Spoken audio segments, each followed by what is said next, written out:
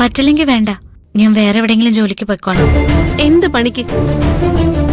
എനിക്കറിയാവുന്നത് വീട്ടുപണിയും ആടുമാട് മേയ്ക്കലും ഒക്കെയാ. അതിവിടെ എവിടെയെങ്കിലും അന്വേഷിച്ച കിട്ടില്ലേ? എന്താ പെണ്ണ് നീ പറയുന്നേ? ഏട്ടന്റെ ഭാര്യ വലിയ വീട്ടിലെ പെണ്ണ് വേറൊരു വീട്ടിൽ അടുക്കള പണി അന്വേഷിക്കുന്നോ? ദേ നോക്ക്, ആവശ്യമില്ലാത്ത കാര്യം പറഞ്ഞ കൊന്നുകളയും ഞാൻ നിന്നെ. എന്തോ ഒരു ഭീഷണിയൊക്കെ ഇവള് പറഞ്ഞത് കേട്ടോ? ഇവിടെ നമ്മുടെ കൂടെ പണി ചെയ്യാൻ സമ്മതിച്ചില്ലെങ്കിൽ അവള് വേറെ ഏതെങ്കിലും വീട്ടിൽ പോയിട്ട് വീട്ടുപണി ചെയ്യുമെന്ന്. എന്റെ അമ്മ, എന്നാ പിന്നെ കഴിഞ്ഞു പൂരം. വിവേകെ, നിങ്ങൾ രണ്ടുപേരും നന്നായിട്ടൊന്ന് ആലോചിക്കുക. സത്യം പറഞ്ഞാ ഞാനിപ്പോ ഈ നാട്ടിൽ നിൽക്കുന്നത് ഒരാൾക്കും ഒരു ഉപകാരമില്ലാത്ത കാര്യത്തിനാ. ഞാൻ കൂടെ നിന്നതുകൊണ്ട് സൂര്യ സാർ മദ്യപാനം നിർത്തോ? ഇല്ലല്ലോ. ഞാൻ ഇവിടെ നിന്നതുകൊണ്ട് യതീന്ദ്രൻ സാറിന് എന്തെങ്കിലും സമാധാനം കിട്ടുമോ? ഇല്ലല്ലോ.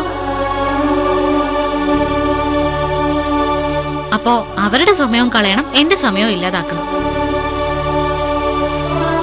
ഇവിടെ നിൽക്കുന്ന കാലം എന്റെ വീടിന് വേണ്ടി എന്തെങ്കിലും കൂട്ടിവെക്കാൻ പറ്റുവാണെങ്കിൽ അത് എന്റെ ഒരു സന്തോഷമല്ലേ?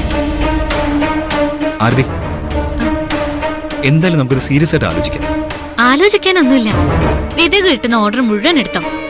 അതിപ്പോ 10 പേർക്കായാലും 100 പേർക്കായാലും ഇനി 1000 പേർക്കായാലും എനിക്ക് കുഴപ്പമില്ല.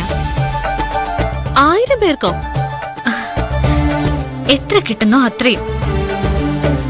എത്രയും പെട്ടെന്ന് കുറച്ച് കാശുണ്ടാക്കണം.